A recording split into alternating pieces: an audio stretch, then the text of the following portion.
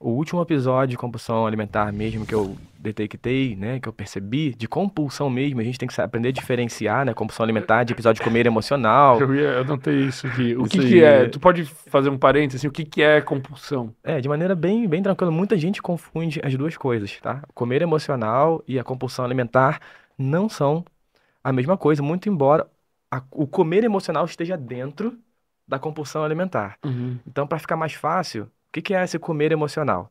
Comer emocional é quando eu uso a comida para acessar certas emoções ou me afastar de certas emoções. Tá? Por exemplo, eu tô cansado e eu não tô a fim de sentir esse cansaço, eu tô exausto do dia. Então eu vou comer uma coisa gostosinha aqui para poder aliviar. Ou então eu tô muito estressado, eu tô lá no trabalho fazendo um monte de coisa. Enquanto eu estou fazendo esse trabalho aqui, eu vou comer alguma coisa aqui para poder ir compensando, né, para mexer um pouquinho de prazer. Isso também, entre outras coisas, se trata de um comer emocional, Uhum. tá? Eu poderia arriscar aqui e falar, olha só, hein? Agora é o momento que todo mundo vai querer me bater, polêmica e tal. Poderia arriscar que 100% dos seres humanos na face da Terra, porque até então tô louco pra descobrir aí se tem vida ou não em outros lugares, mas eu costumo dizer que 100% das pessoas têm comer emocional, Uhum. mas só que em níveis diferentes. Tem gente que tem o comer emocional desse nívelzinho aqui, e não liga pra eu comer no dia a dia, mas sempre tem aquele elementozinho de preferência, né? Aquele elemento assim, ó.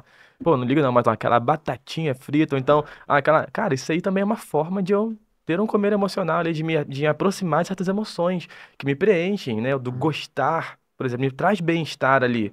E tem gente que tem esse nívelzão aqui de comer emocional transbordando ali que todo dia precisa, né? Ma- E Mas, de certa forma, o comer, ele é emocional. Assim, não tem como comer sem ser emocional. isso aí.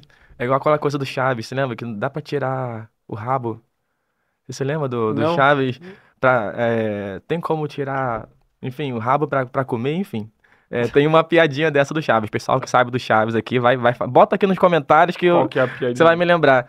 Eu, tipo, sem falando com você, não faço a menor ideia, mas tem um negócio desse, assim, de tirar a pata pra comer ou tirar a rabo pra comer. Bota aí, gente. Eu sei que todo mundo é Tá. chaviano aí e sabe, mas é mais ou menos a moral da história é o seguinte: não tem como eu tirar o comer emocional da comida, Uhum. tá? Assim como o animal não tem como tirar a pata pra comer, sei lá. Não tem como Hum, tirar a emoção de nenhum comportamento. Antes se falava muito sobre isso. Tira assim, ó, frases assim, ó, tira a emoção do prato. Fala assim, ó, tira a emoção do prato. Então, tira a emoção da geladeira. Aí vem aquelas figuras da geladeira, assim, e aquelas folhas, né? Dizendo ali, fulana, a emoção não tá aqui. Tipo, não, você não vai encontrar aqui a emoção, não tem aquela coisa? Você abre a geladeira, tem aquele cartazinho lá, aquele lembrete e tal. É, Primeiro, tudo bem se a pessoa quiser fazer isso, mas em termos de emoção, não tem como tirar a emoção do prato, porque o único dia da vida em que você não sentirá mais emoção na vida, nós como seres emocionais que somos, é possível tirar a emoção de alguma coisa nessa vida? Então por que que a gente fica querendo tirar a emoção da comida, Uhum. sabe? Tipo, Na verdade, quando tem um aviso desse na geladeira, ele serve para trazer consciência para a pessoa. pode ajudar. Mas aí tá despertando outra emoção, a emoção dela, sei lá, de ter esperança, de ter uma motivação no corpo que ela quer ter, e daí ela consegue frear o comportamento. Mas, mais uma vez, ela tá. Eu O vou, eu- comportamento sempre é baseado em emoções. Emoções é uma das variáveis que definem o Isso. comportamento. Exatamente, não tem como separar ali, né? Tá tudo relacionado. E tudo bem se a pessoa ela se sentir bem em colocar bilhetinhos ou post-its, e se isso ajudar ela, né, em algum ponto, mas eu talvez seja mais polêmico em dizer que aquilo ali pode ajudar para um período da vida. Não será para todo sempre. Vai chegar uma hora que ocorrerá um fenômeno cerebral chamado habituação, e aí aquele bilhetinho vira um post-it esquecido totalmente, né? Passa a perder o sentido e o poder ali naquele momento, e aí pode ser o momento em que ela vai descontinuar aquele comportamento, e mais tarde, se fizer sentido, ela pode voltar de novo, depende do autoconhecimento dela.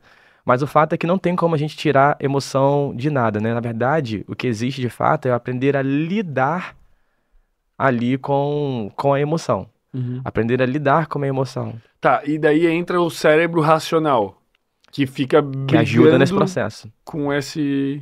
com esse emocional. essa fala de brigar, na verdade, o ideal é eles fazerem as pazes. E aí, Tá.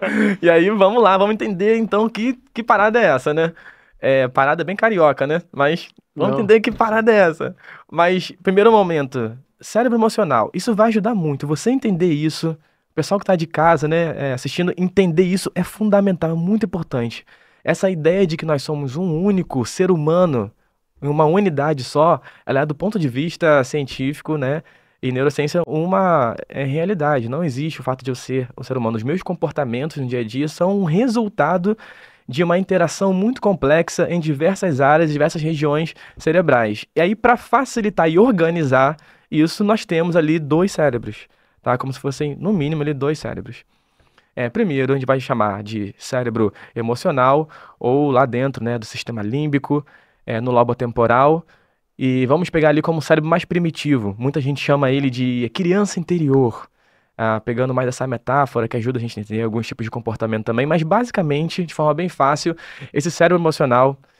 E aí eu quero que você me ouça falando isso, percebendo se você tem isso aí no seu dia a dia. Se você sente, já sentiu isso também. Tipo assim, são comportamentos rápidos, impulsivos, Uhum.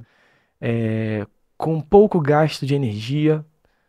Então você olha, por exemplo, o que importa, a grande alegria, vamos dizer assim, desse cérebro emocional é mais ou menos assim, ó. Vamos aproveitar a vida, vamos curtir a vida. Tipo, só vivemos só uma vez, vamos curtir. Eu não vou ter essa oportunidade como outra ali. E óbvio que existe sempre uma interação, né? Racional, o córtex pré-frontal com o sistema límbico.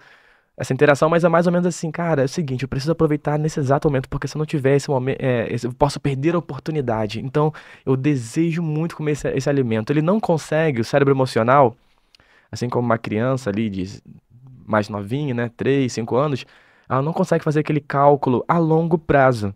Ela não olha tipo assim, olha, se você comer isso, vai dar ruim, como o córtex cingulado anterior, fazendo esse papel, né? Ele não. O cérebro emocional vai chegar e vai falar assim, ó, Bora, bora, bora, bora. vambora, eu quero. Tipo, as respostas deles são simples e ao mesmo tempo muito energizadas. Como assim respostas simples? Aí vem lá o adulto, né, saudável, falando, o córtex pré-frontal falando com você assim, ó, não come isso agora, você tá numa dieta, tudo que você queria, você quer emagrecer, não faz isso. Aí vem a resposta incrível, sofisticadíssima do cérebro emocional falando assim, ó, dane-se, eu quero. Tipo, é só, mas eu quero. Tipo assim, super sofisticado, né? Aí, tipo, não faz isso, porque senão você vai ficar arrependido. Ó, você já ficou arrependido muitas vezes. Você até não queria mais sair de casa. Não faz isso.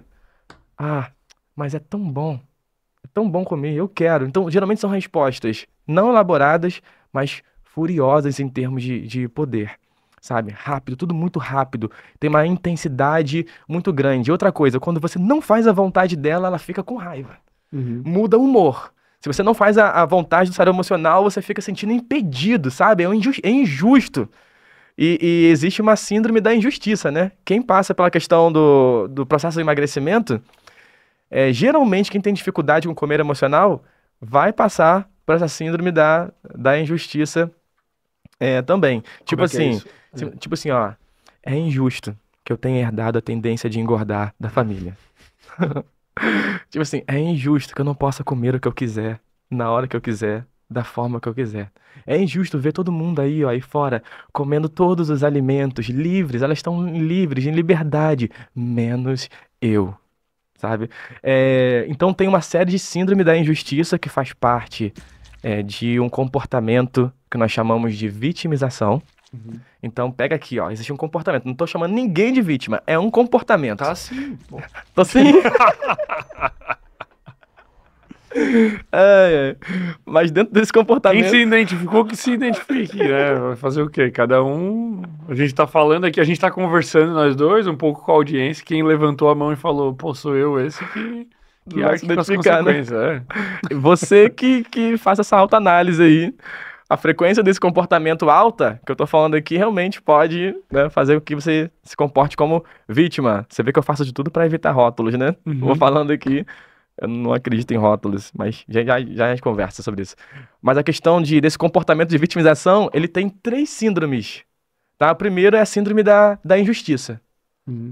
Eu sinto que eu estou sempre numa posição de, abre parênteses, desprivilégio. Eu sinto que eu estou sempre desprivilegiado diante da realidade das outras pessoas. Em segundo lugar, a pessoa vai lá evoluir para síndrome do como. Você sabe o que é síndrome do como? Não. Ela vai querer sempre saber o como de tudo. Roberto, me diz o seguinte: como fortalecer a mente para emagrecer? Eu quero o como. Me diz aqui, ó, como. E aí você vai lá e aí você vai responder: bom, para fortalecer a mente, em primeiro lugar você vai ter que desautomatizar os seus pensamentos. Como desautomatizar os seus pensamentos? Você vai ter que aprender a ouvir a sua voz interior e a imagem mental. Aprenda a perceber isso. Como perceber voz O interior Pablo Marçal de ia amar imagem? essa pessoa. Pô. Ele ia amar, né? Exatamente. Mas ela fica incessantemente atrás de respostas. Sabe por quê? Nunca vai ter fim esse como. Por quê? Quando você diz todos os comos pra ela, por que que é um comportamento de vitimização? Porque você falou todos os comos pra ela. Porque o interesse dela não é no processo. O interesse dela é no resultado final. Ela quer queimar toda a etapa do processo Sem, e já quer logo, sem esforço. sem esforço. Ela quer a inação, na verdade. Isso, eu quero um milagre. Ainda só, me fala aí o milagroso, porque assim eu não terei que ter trabalho. Me fala aí o milagroso, porque assim eu queimarei todas as etapas que eu precisar, todo o trabalho, eu não terei trabalho. Me fale logo. Aí quando você se esforça, você fala todos os comos do mundo que você puder, assim, pra essa pessoa, ela vai chegar na última síndrome da vitimização, que é a síndrome do é difícil. É difícil. Não importa. Não importa o que você fale pra aquela pessoa. Você vai se esforçar, o maior esforço do mundo pra poder falar todos os comos. No fim, ela vai se desiludir e eu vejo isso muito. Quando eu vou passando várias técnicas, né? Tem muitas técnicas que a gente vai apresentando, a terapia cognitiva comportamental, entre outras técnicas também, né? E a gente vai ensinando técnicas para as pessoas. Aí quando eu falo assim, vamos aprender técnica de autocontrole. Aí todo mundo, aí você vê aquela chuva, igual o Maracanã lá no Rio de Janeiro, todo mundo, técnica de autocontrole, vou aprender agora. Tipo assim, técnica é um milagre, né? Aí quando você vai explicando pra pessoa a técnica, aí você vai vendo a reação das pessoas assim. Aí, tipo assim, mudando na hora. Aí, tipo assim, aquela reação assim, é difícil. Tipo, é difícil. Lógico, né? Tudo. Qual é a expectativa da pessoa? Por que que é vitimização? Que ela quer encontrar algo que seja fácil. Uhum. A esperança dela é que não seja difícil, sabe? Mas assim, Sempre tem um quê de realidade às vezes nesses pontos de vista que a pessoa traz, né? De fato, o fator dela achar que o mundo é injusto e ela não seja privilegiada pode ter um quê de verdade. Pô, tem algumas pessoas que são mais fodidas do que outras. A pessoa Sim. nasceu, sei lá, nasceu num ambiente diferente, tipo, a família toda dela se alimenta de uma maneira completamente disfuncional e ela aprendeu desde cedo a comer um pote de Nutella por dia com traquinas. É mais difícil para ela desacostumar do que é para mim. Sei lá, meu pai é formado em educação física e minha mãe também. Eles comiam saudável. Existe um quê de... E daí, da mesma coisa do como, talvez tenha um limite do que saber. E a mesma coisa do é difícil também. É difícil. Mas tem que realmente... ter um bom senso, né? Exatamente. A vida não é justa. Fato. A vida não é justa. É bom saber os comos e os atalhos das coisas? É. É difícil ou não é? É.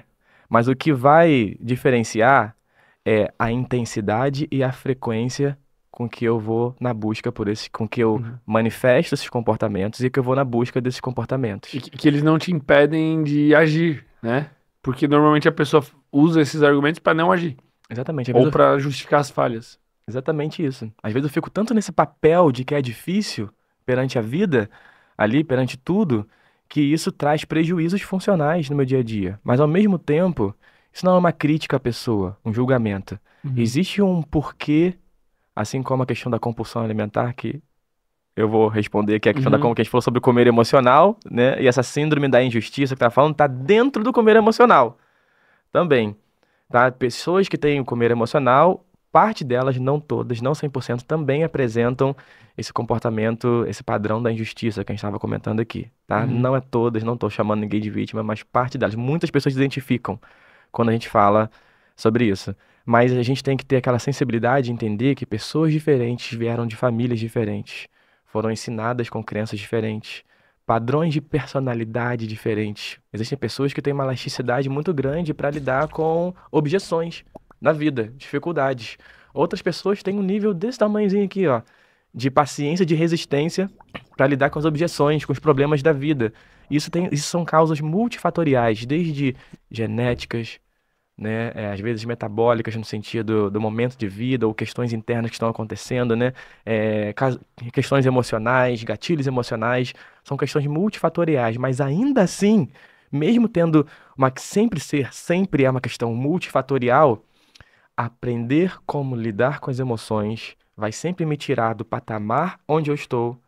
O objetivo é esse, é ir num degrau. Tipo assim, ó, é realista eu resolver todos os meus problemas da vida que eu cultivei por 40 anos de vida em 5 meses de terapia?